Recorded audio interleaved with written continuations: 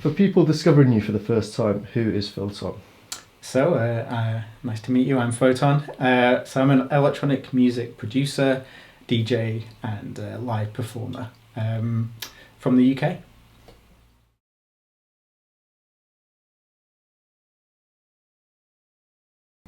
Well, I kind of stumbled across DJing before I even knew what a DJ was when I was about 14.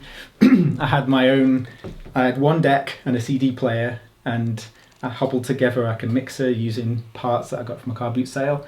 It was only after like a year or two of fiddling around and playing around with like decks that I even realised that a DJ was a profession that people did. Never been to a club before, so I kind of, when the first time I got a matching set of belt drives, I was in heaven. I was like, wow, this is so easy. And then obviously slowly but surely upgraded and got my first set of Technics 1200s, which I've still got, which are down there. Still got all my vinyl. So I started obviously like kind of DJing with vinyl, learning on that, and then around 2001, 2002, I studied sound engineering, which in retrospect probably wasn't the right thing to choose. Again, I didn't know what I was doing. I just thought, I like music, I like DJing, I'm going to pursue something in the music industry. Looking back, probably would have been better to do music production. But I think the sound engineering was actually kind of good in a way because it kind of taught me some of the core principles behind music production. And timing wise, again, quite lucky because I'm a millennial. I feel like I've spanned two eras. So I learned on vinyl, but now I mix digitally. And when I did sound engineering, I learned on tape and Pro Tools and ADAT, and now everything's in your DAW. So I don't know, I feel like I've managed to, even though I didn't really need to do a sound engineering degree, it kind of put me in good stead. And then from vinyl, I used CDJs, but really it was Ableton Live that as soon as that kind of came on the scene, that I'm like, that's the tool for me. So Ableton Live is obviously music production software, but it's also for live performance. So now I DJ with Ableton Live, and my sets are now hybrid, so I perform live at the same time as DJing live.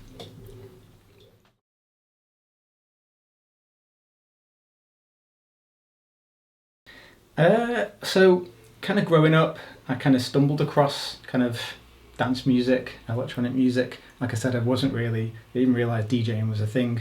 I managed to go to my first club when I was like 17. So at the time it was like Radio 1 DJs and kind of just going to the club and discovering new DJs and coming across music that way. One of my biggest influences though has been the artist BT. So growing up, BT was making like very early progressive house records, and then moved on to trance records, and then in 2000 he made a breakbeat album. And what I've always liked about BT's kind of musical journey is he never sticks with a winning formula. Every album's totally different, and then it can leave fans frustrated because they expect what they've liked previously, but he just keeps going and going forward. And that's always been a kind of factor in my work, because a lot of my friends are like, just keep doing the same thing, it's working. I'm like, no, my project's always different every time, which maybe it's not a good business move, but it keeps the creativity flowing because you're just trying new things. So from like electronic music, that side. But weirdly, when I'm not producing music, I rarely listen to electronic music. I've got such a wide variety of music that I listen to, from like, the biggest influence is the Beatles. Again, for the same reason. You think about how successful the Beatles were, and it's only when they were physically prevented from touring because they were so popular that they couldn't hear the music, that they were like, let's focus in the studio. And that's when they got all their really eclectic, interesting work done. So yeah.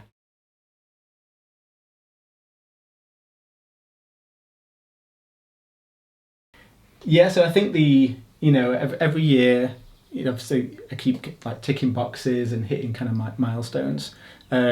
The track that's going to be released on Camel Fat's label, When Stars Align, is a really big label for me, and the support it's had already. Bearing in mind, it's not even released yet, and it's already been played to tens of thousands of people all around the world. So that in itself is like a massive achievement. I'm very happy about that. But I think one of the one of the key achievements I think would be getting a track signed to Dynamic, which is Solomon's label, because that one was very much a kind of like a goal I had in mind. I specifically I really liked Solomon at the time. He was one of my favorite DJs, and I kind of set out to make a Solomon tune that would be released on his label. And it's much harder to set an intention and actually follow through with it. But set the intention, went through the process, and it got signed, and he played it everywhere. So that was I don't know. I still like that one as a key achievement because some of the other ones feel like accidents. That was more intentional.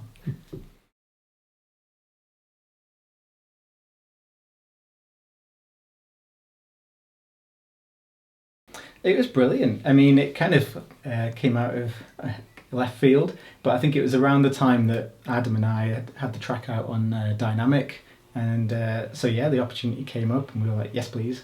It was weird timing because my girlfriend's cousin was getting married in Germany at the same time, so I actually drove to Tomorrowland from Germany, which is not too far. It's only in Belgium, but yeah, it was fantastic. It's quite eye-opening. Obviously, the biggest gig I've ever played. It's kind of ruined me for the future because being backstage and having the artist village at Tomorrowland and then going back to smaller gigs in Manchester, it's like, oh. But no, it was really good. It was cool to not obviously play there, but also see some of the other acts that were there. But to be honest, while we were out there, we just played like randomly the next day in Ghent, and that was amazing too. Just like a completely off-spec, just unannounced gig in a small venue, and we just ended up playing till the sun came up with only 2 hours to get home, but we had to get back and then quickly catch our flights, and again driving to the airport in this rinky-dink car. So yeah, it was a cool weekend. It was good to meet lots of different people.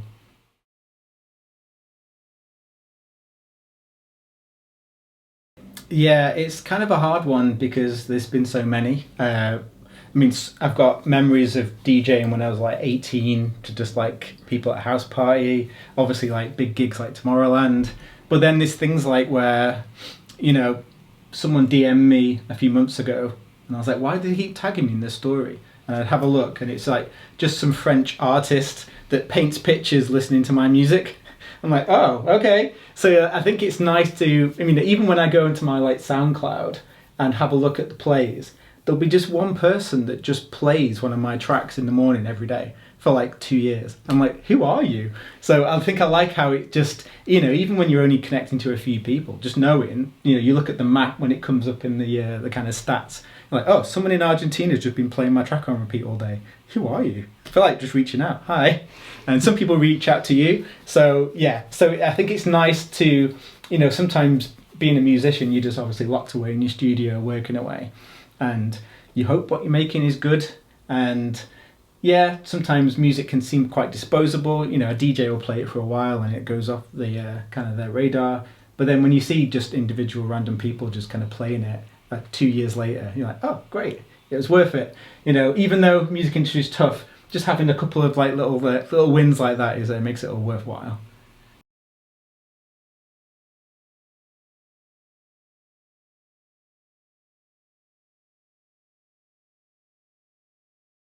Yeah, so a little bit of history. I actually met Samantha at a Nebula Sounds night in Manchester back in 2018. So I'd gone just to hear Bog, who was playing at the time. Samantha had gone same reason, and we just kind of like got chatting. And she offered to give me a lift home, which I said, I don't think we're on the way, but thanks for the offer. And on the way home, we both started talking about how we're both music producers. So at the end of the journey, I said, oh, you can pop in and check out the studio setup if you want. And she was like, oh, I'm not sure. Only 5 minutes. Anyway, they stayed for like 10 hours. And it was just me and her talking about music and going through our kind of synth settings and things like that. So yeah, so since then, we've kind of like done some collaborations together, worked together on some stuff. She's moved out to Australia and we've kind of kept in touch. We've had a couple of tracks released, one on multi-notes, one on surrealism. But this obviously is probably our biggest release together so far.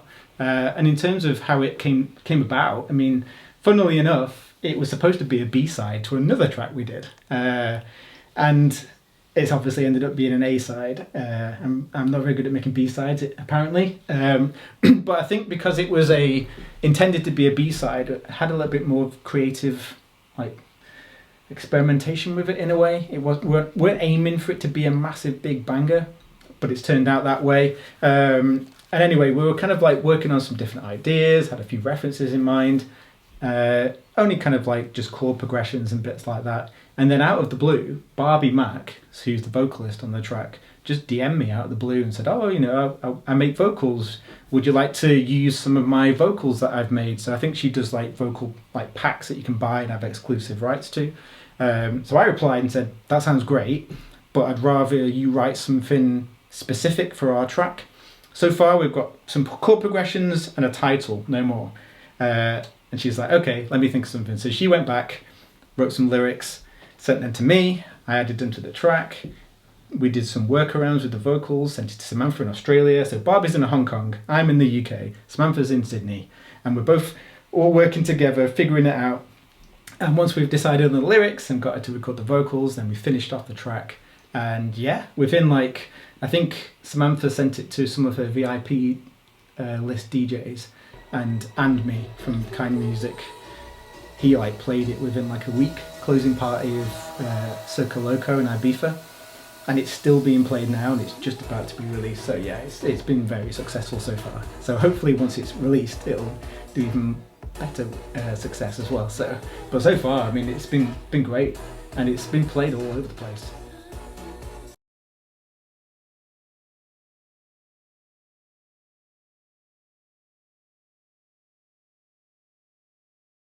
Yeah, it's fantastic really. I mean, it's not the first time, so I've had like tracks played all over the place, different tracks. Sometimes it's a remix of mine, sometimes it's something I've remixed. But you know, this is great because it's like an original track that we came up with kind of like together. The cool part about it is, you know, I'll be sat here in the studio and I'm working away tirelessly, coming up with what I think is going to sound amazing on a big stage. But you never know. You know, you kind of got to trust your instincts in a way. And then write it, send it off, and then you kind of wait, and then suddenly you'll wake up one day and you've got like a bunch of DMs, and then you look at your phone, and there's like 14,000 people dancing to the thing that you made in here. Like, my instincts were correct. That sound does sound really good on a big stage. So yeah, so it's very reassuring that you kind of know you're roughly on track when you come up with an idea and then suddenly it's getting played to tens of thousands of people all around the world, which is amazing. So obviously No More, which is coming out soon. We've seen it being played in Ibiza, Abu Dhabi, Mexico City, Buenos Aires, Miami already. And we only give it to a small selection of VIP DJs to begin with. So yeah, so fingers crossed. I'm hoping over the summer, the Ibiza kind of season, it'll still have legs and get played some more.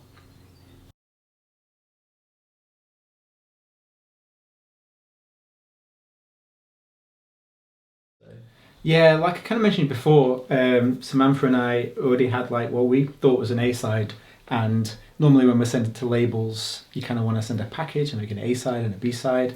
So we were like, right, we need to make a B-side, and Samantha had sent over like the start-ins of a track, but we were kind of, because we were thinking B-side, we had gone quite kind of like techie, kind of housey, and that track had this sound in it, which is kind of like a nice house stab.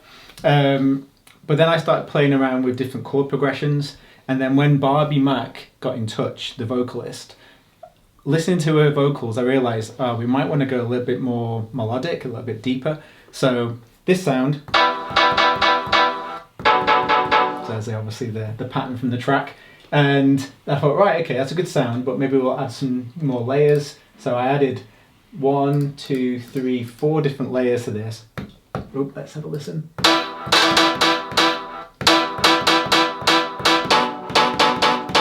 So lots of different layers to it, and as the track kind of progresses, we start to add in extra sounds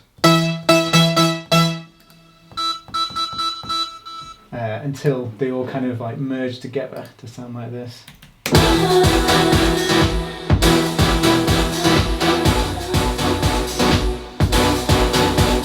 And I was even hearing on the drop where it really kicks off, I even added in some like strings, which are very subtle in the background, but you can hear them.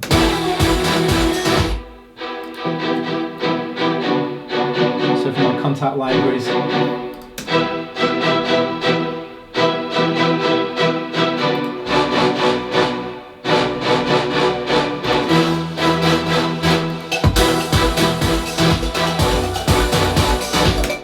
So yeah, once we decided to go for like the more melodic sections, I sent Barbie Mac just some very, very basic, just that simple chord progression back and forth.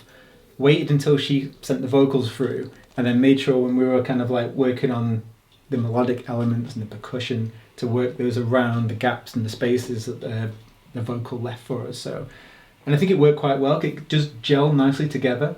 One of the things I liked about Barbie's vocals, she sent me like a whole list of kind of like different things that she'd made, and that particular one, that style kind of stood out. There was one example in her list. I was like, yes, go for that. It reminds me of like old 90s R&B kind of style, which I think, I don't know why, but it seemed to have connected with the big DJs. Again, we weren't even remotely thinking this would be a track that Kind of Music would play, because they've been playing a lot of kind of like Afro house stuff, this is not like that. But maybe because it was quite different, that it's kind of like stood out from like the sea of similar stuff. I think the hardest thing with music production is you're not only having to keep up with the trends that are going on and be as good as what's released, you've got to kind of get into the mindset of DJs and labels and make something that's 6 months ahead of what the current trend is. It's quite an impossible task, but occasionally it comes off.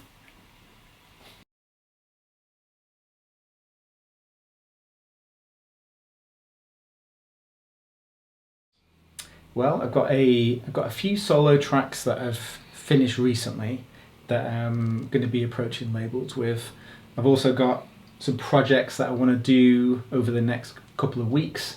I'm getting married in August, so I want to try and front load this year with as much productivity so that I can finally relax and get married and have a honeymoon, not thinking about music projects I need to finish. I've also got a collaboration with a producer I've been working with, Ben Elding. We've got 2 tracks on the go. One's pretty much finished, one's a work in progress that we're going to be approaching labels with. So yeah, so quite a lot of projects on the go. Like I said, I kind of want to get as much done as possible so that I can relax and enjoy a well-deserved holiday. And then in terms of like DJing, I've been working on my kind of hybrid DJ setup, which, as you can see, I've got lots of synths. I want to bring them out with me on the road.